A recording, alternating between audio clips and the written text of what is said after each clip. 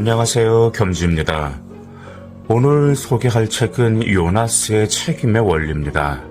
자, 그럼 어떤 책인지 시작해 볼까요?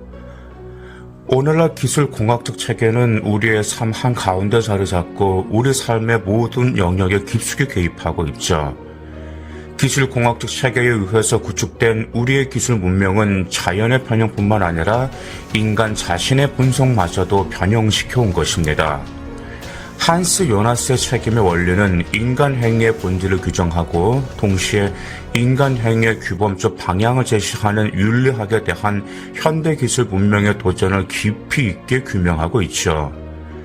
요나스는 기술 문명에 제시하고 있는 유토피아적 약속이 총체적 파국으로 변형될 수 있다는 부정적 인식에서 출발하여 책임의 원리를 인간 상호 간의 영역으로부터 인간과 자연의 관계로 확장하려고 시도하였습니다.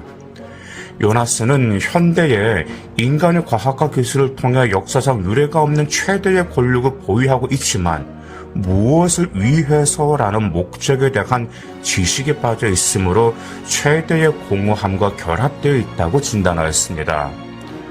그리고 자연의 파괴뿐만 아니라 인류의 종말까지도 불사하는 과학기술의 비합리성의 근원을 인간의 삶에 완전히 실현되는 유토피아가 기술적으로 만들어줄 수 있다고 믿는 기술 진보의 이데올로기에서 발견하였죠.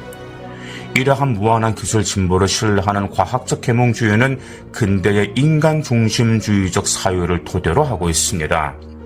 그러나 근대의 인간 중심주의는 인간으로부터 그 부정적 측면을 배제함으로써 인간의 실존 조건을 박탈하는 결과를 초래하게 하였습니다. 요나스의 바로 이 책임의 윤리학은 인간 존재가 위험에 처해 있다는 사실을 환기함으로써 동시에 인간 존재의 의미를 반성적으로 고찰하여 기술적 행위의 규범적 척도를 마련하고자 하였죠. 책임의 원리 제1장은 기술공학적 체계 속에서 변형된 인간 행위의 본성은 또한 윤리에서 변화가 필요하다는 요나스의 입장을 드러내주고 있습니다. 기술 권력이 인간 행위의 성격을 변화시켰다는 사실에서 우리는 바로 전통 윤리학의 한계를 발견할 수 있습니다. 전통 윤리학은 인간의 본성과 인간을 초월하는 자연은 변하지 않고 영원하다는 전제 조건에 토대를 두고 있기 때문에 근본적으로 행위가 직접적으로 영향을 미치는 인간 상호 간의 관계만을 문제시하여 윤리의 문제를 인간 영역에만 국한했습니다. 그러나 인간의 기술적 간섭에 의해서 불가침의 대상이었던 자연의 결정적 침해와 파괴는 한편으로 인간 행위 본성의 변화와 다른 한편으로 전체로서의 자연이 이제 인간 행위의 대상이 되었으며 따라서 동시에 책임의 대상이 되었다는 사실을 드러내죠. 요나스의 책임의 원리는 인간 존재의 박탈이라는 기술 권력의 부정적 가능성에서 출발합니다. 현재 기술 문명에 직면한 인간의 존재 상실과 생태학적 위기가 인간의 자기 완성을 도모하였던 전통적 현재 윤리로부터 인간 행위의 척도를 인간과 세계가 처하게 될 미래의 상태에 대한 지식에서 도출하는 미래의 윤리로의 전환을 비로소 요청하였습니다.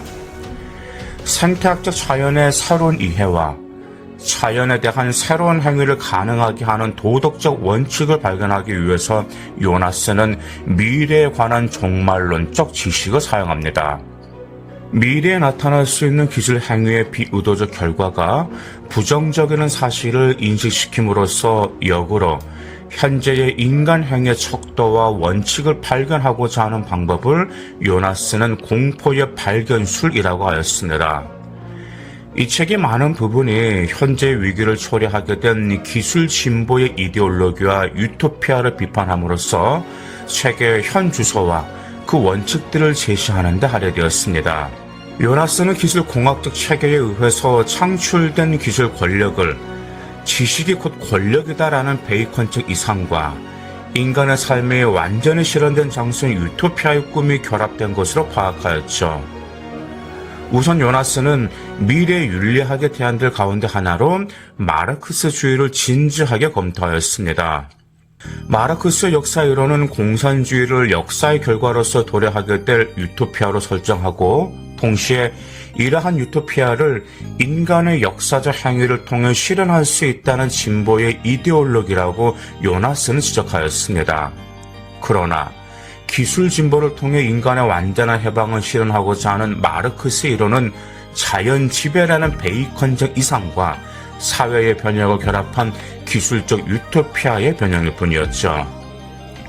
마르크스의 역사 이론에 대한 요나스의 비판은 종말론적 유토피아주의와 생산성의 발전이 인간의 해방에 이바지하리라는 기술 이데올로기에 집중되어 있습니다.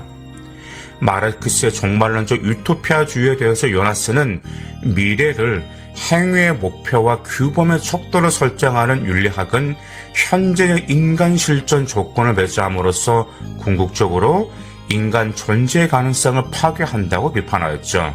그리고 역사의 과정이 종말론적 목표를 향하여 진행되는 발전의 과정이라고 한다면 현재의 의미는 단지 현재를 극복하는 데에 있게 됩니다. 새로운 것은 지나간 것에 대해 우월한 가치를 지닌 것이며 수단이었던 끊임없는 새로운 기술의 창출 자체가 인간 해방의 목적으로 전도되어 버렸죠. 따라서 현재 소외된 상태에서 해방되어야 하는 본래의 인간은 사라지고 사실상 무한한 목표를 향해 가는 지속적인 자기 고향의 유토피아만이 존재하게 됩니다. 진보의 이데올로기와 유토피아를 자신의 동력으로 감추고 있는 기술 권력에 대해서 요나스는 이제 자연이 어느 정도 더 견딜 수 있는가 하고 묻습니다. 요나스는 자연에 대한 인간의 절대적 권력은 책임 문제를 인간 상호 간의 영역에서 인간 외적인 모든 생명 영역으로 확장할 것을 요청한다고 주장하였죠. 생태계의 위기와 자기의 존재 상실의 위험에 처해 있는 현대인은 미래의 부정적 결과를 반성적으로 고려하여 우리가 해야 하고 또 해서는 안 될 것을 스스로 결정해야 합니다. 따라서 현대인은 자신의 행동과 그 결과에 대한 책임을 져야 할 뿐만 아니라 인간 권력의 영역 안에 있는 자연계에 대해서도 책임을 져야 하는 것이죠. 이 책에서 요나스는 인간 자신을 둘러싸고 있는 자연 안에서 실존하고 이는 유한한 존재로 파악합니다. 그리고 그는 인간뿐만 아니라 자연도 유한하다는 사실을 인식하여야 한다고 주장하죠. 우리가 인간과 자연의 유한성을 진지하게 받아들인다면 우리는 인간과 자연의 관계를 기술공학적 관점에서가 아니라 유기체적 순환의 관점에서 고찰해야 할 것입니다. 요나스는 이 책에서 바로 인간 자신을 모든 생명과 환경 세계에 대한 책임 있는 주제로 인식할 것을 요구하는 미래의 윤리, 즉 책임의 윤리를 주장하였습니다. 감사합니다.